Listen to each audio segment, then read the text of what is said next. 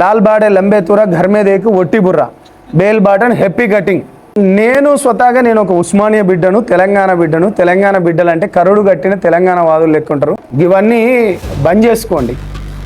మేము సమస్యలపైన ఏ మాత్రం మీకు దమ్ము ధైర్యం ఉంటే సమస్యలపైన పోరాడదాం, సమస్యలపైన మాట్లాడదాం. డెఫినెట్గా చెప్తున్నాం, ప్రజా సమస్యలపైన నిరంతరంగా పోరాటం చేయడమే జనసేన యొక్క ముఖ్య ఉద్దేశం. మార్నింగ్ 10:30 నుంచి అవైలబుల్లో ఉంటున్నాం. చాలా మంది వస్తున్నారు.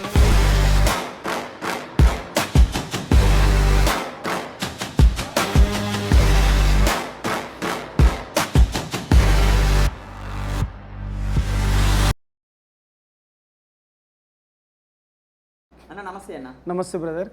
ఎలా నడుస్తుంది అన్న జనం?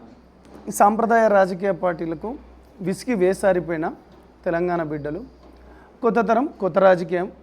ఎందుకంటే పవన్ కళ్యాణ్ గారిపైన నమ్మకంతో, భరోసాతో, ప్రజలకు కొంచెం మంచి చేస్తాడనే ఉద్దేశంతో జనసేన జనవాణి కార్యక్రమం ఏదైతే ఆఫీస్ మొదలుపెట్టినప్పటి నుంచి బ్రహ్మాండంగా నడుస్తున్నది. ఆల్రెడీ మేము ఇక్కడ మార్నింగ్ 10:30 నుంచి అవైలబుల్లో ఉంటున్నాం. చాలామంది వస్తున్నారు. అనేక సమస్యలపైన సాధ్యమైనంత వరకు ఏ విధంగా అప్రోచ్ కావాలి, ప్రజలకు ఏ విధంగా అందుబాటులో ఉన్నాం, అదేవిధంగా ఏదైతే ప్రాబ్లమ్ని సమస్య మ్యాక్సిమం పూర్తయ్యేటట్టు చూస్తున్నాం. అన్న ఇక్కడ ప్రధానంగా 3 పార్టీలు ఉన్నాయి తెలంగాణలో. అధికారంలో ఒక పార్టీ ఉంది, ప్రతిపక్షంలో ఒక పార్టీ ఉంది, మరో పార్టీ. మరి అన్ని పార్టీలు కాదనుకున్నా జనసేన వైపు ఎందుకని ప్రజలు అడుగులు పడుతున్నాయంటారు? అంటే నేను ఈ తెలంగాణ గురించి అని చెప్పేసి నీళ్లు నిధులు ఉద్యోగాల గురించి అని పుట్టిన పార్టీ ఏదైతే ఉందో, తెలంగాణ వచ్చిన తర్వాత నీళ్ళను కానీ, నిధులను కానీ, ఉద్యోగాలను కానీ వాళ్ళ కేవలం వాళ్ళ ఒక 5-6 కుటుంబాలకు మాత్రమే పంచుకోవడం జరిగింది. తెలంగాణ అస్తిత్వం ఏదైతే ఉందో 1200 నుంచి 1600 మంది విద్యార్థులు కానీ, లేకపోతే ప్రజలు కానీ, లేకపోతే డిపార్ట్మెంట్లో ఉన్న వాళ్ళు కానీ చనిపోయింది ఎందుకంటే వాళ్ళ కుటుంబాల గురించి కాదు, ఆ 4 కుటుంబాల గురించి అని కాదు, యావత్ సబ్బండ వర్గాల తెలంగాణ ప్రజల సామాజిక తెలంగాణ అని ఎప్పుడైతే చెప్తే తెలంగాణ వస్తే మాకు మంచి జరుగుద్ది అనుకున్నారు, కానీ అది జరగడం లేదు.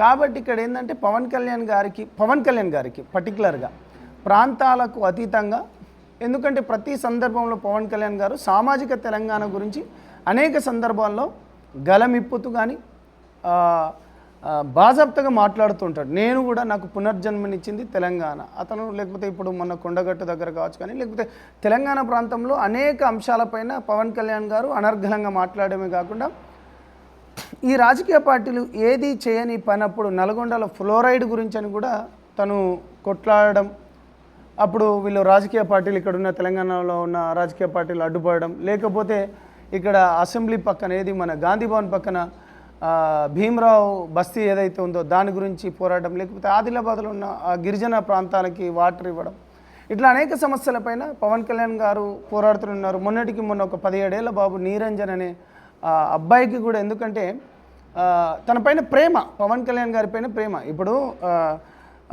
ఇది ప్రాంతాలకు అతీతంగా తన పైన ప్రేమ ఉంది కాబట్టి డెఫినెట్గా ఒక హిందూ ధర్మంతో పోతున్నాం, సనాతనం కానీ, లేకపోతే ఈ భారతదేశం భారతీయత దీనికి అందరికీ పోతున్నాం. కాబట్టి పవన్ కళ్యాణ్ గారి పైన ఒక నమ్మకం ఏర్పడ్డది. డెఫినెట్లీ ఆ రూట్లో పోతున్నాం.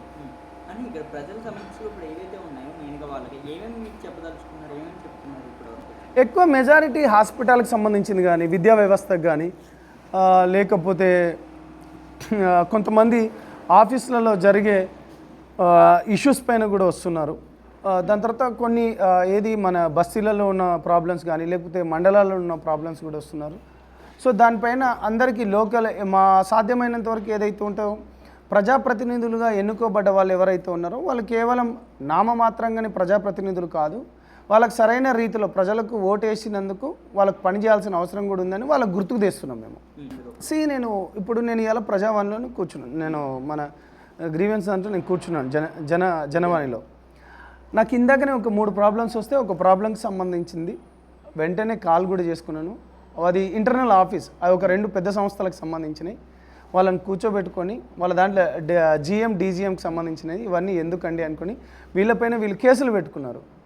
ఇప్పుడు ఎందుకంటే మేము మాట్లాడి అన్న ఇవన్నీ ఎందుకన్నా మీ మధ్యలో ఇవన్నీ గొడవలు ఎందుకు అని చెప్పేసి వెంటనే ఇప్పుడే కాల్ చేసేసాను.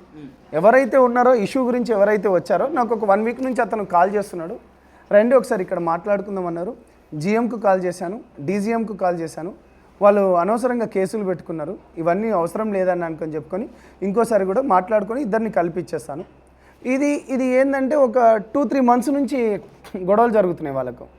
అంటే ఇట్లా ఏదైతే సామరస్యపూర్వకంగానే మాట్లాడుకుంటూ పోతున్నాం. ఇక అదే ప్రభుత్వాలకు సంబంధించింది అయితే కార్పొరేట్ స్థాయిలో కావచ్చు, లేకపోతే మండల స్థాయిలో, లేకపోతే ఆఫీసర్ స్థాయిలో ఉంటే వాళ్ళకి కాల్ చేస్తాం. అన్న ఇది ఇప్పుడు ఎలాగా స్టార్ట్ అవుతుందంటే సుమారుగా 119 నియోజకవర్గాలు ఉన్నాయి. అక్కడ ఉన్న ప్రజలకి కష్టాలు అంటే హైదరాబాద్లో దగ్గరలో ఉన్న వాళ్ళకి ఇక్కడ ఈ పార్టీ దగ్గరలో ఉన్న వాళ్ళు ఇక్కడికైతే వస్తున్నారు.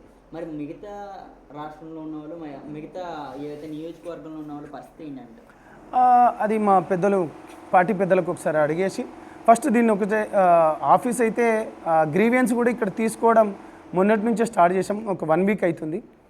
జిల్లాల వారీగా నియోజకవర్గాల వారీగా కూడా రాబోయే రోజులలో ప్లాన్ చేసేటట్టు మా పార్టీ పెద్దలతో తీసుకుంటారు. ఓకేనా. నెక్స్ట్ అలాగే జనసేన ఎలా ఉండిపోతుంది? బ్రహ్మాండంగా ఉంటుంది, నో డౌట్. ప్రజల గురించి పోరాడడానికి వచ్చినాం, ప్రజా సమస్యలను ఎత్తుకోవడానికి వచ్చినాం. ఇక్కడ ఉన్న వాళ్ళు మొత్తం ఇప్పుడు ఇక్కడ చూసుకుంటే తమ్ముడు శ్రీకాంత్ గారు అని చెప్పేసి మహేశ్వరంలోకి వెళ్ళి, లేకపోతే రాణా గారు అని చెప్పేసి, లేకపోతే శివ గారు, లేకపోతే అన్న చంద్రగిరి నుంచి కానీ నేనేమంటున్నా అంటే ఒకటి ప్రజలకు నీడ్ ఉంది. ప్రజలకు నీడ్ ఉన్నప్పుడు డెఫినెట్లీ వాళ్ళు వెతుకుతారు, నాయకులను వెతుకుతారు. ఇప్పుడు మీరు నాకు న్యాయం చేస్తానంటేనే, మీరు ఇప్పుడు భోజనం పెడతానంటేనే రాగలుగుతాను. ఎట్ ది సేమ్ టైం నేను బాధలో ఉన్నప్పుడు నన్ను హక్కున చేర్చుకునేవాడు కావాలి. ఆ హక్కున చేర్చుకునే ప్లాట్ఫామ్ ఏంటంటే జనసేన అనుకుంటున్నారు కాబట్టి జనసేన దగ్గరకు వస్తున్నారు. డెఫినెట్గా చెప్తున్నాం, ప్రజా సమస్యలపైన నిరంతరంగా పోరాటం చేయడమే జనసేన యొక్క ముఖ్య ఉద్దేశం. నేను స్వతహాగా నేను ఒక ఉస్మానియా బిడ్డను, తెలంగాణ బిడ్డలు అంటే కరుడు కట్టిన తెలంగాణ వాదులు లెక్కుంటారు. ప్రజా సమస్యలపైన గలం బ్రహ్మాండంగా వదులుతారు. ఎందుకంటే ముఖ్యమంత్రి లాంటి వాళ్ళనే మా ఉస్మానియా యూనివర్సిటీలో దిగనీయని వాళ్ళం, మేము దేనికి వెనుకడిగేయని వాళ్ళం. రాజకీయంలో ఉన్నప్పుడు ఇవన్నీ కామన్. లాల్ బాడే లంబే తూర ఘర్మే దేకు ఒట్టి బుర్ర, బేల్ బాటన్ హ్యాపీ కటింగ్, ఇవన్నీ ఉత్తయే. ఇవన్నీ బంద్ చేసుకోండి. మేము సమస్యలపైన ఏమాత్రం మీకు దమ్ము ధైర్యం ఉంటే సమస్యలపైన పోరాడదాం, సమస్యలపైన మాట్లాడదాం. ఎక్కడ సమస్య ఉంటే దానిపైన మాట్లాడదాం. విద్యా వ్యవస్థ పైన కావచ్చు, లేకపోతే సంస్కరణల పైన కావచ్చు, లేకపోతే ప్రభుత్వాలు ప్రజలకు ఇచ్చిన హామీలపైన కావచ్చు, లేకపోతే గత ప్రభుత్వాలు ఏం చేసినాయి, లేకపోతే ఎంత బడ్జెట్ ఎలొకేట్ చేసిండ్రు, ఎంత ఖర్చు పెట్టినాయి, ఆర్టీఐ లేద్దామా, లేకపోతే దానిపైన మాట్లాడుకుందామా. అంతే తప్పించే కానీ ఈ ఉడత ఊపుడు లేకపోతే ఈ పనికిరాని మాటలు మాట్లాడొద్దు దయచేసి. మనమందరం మిత్రులం, కలిసి పనిచేద్దాం, ప్రజల గురించి ఉందాం, ప్రజల కోసమే పనిచేద్దాం.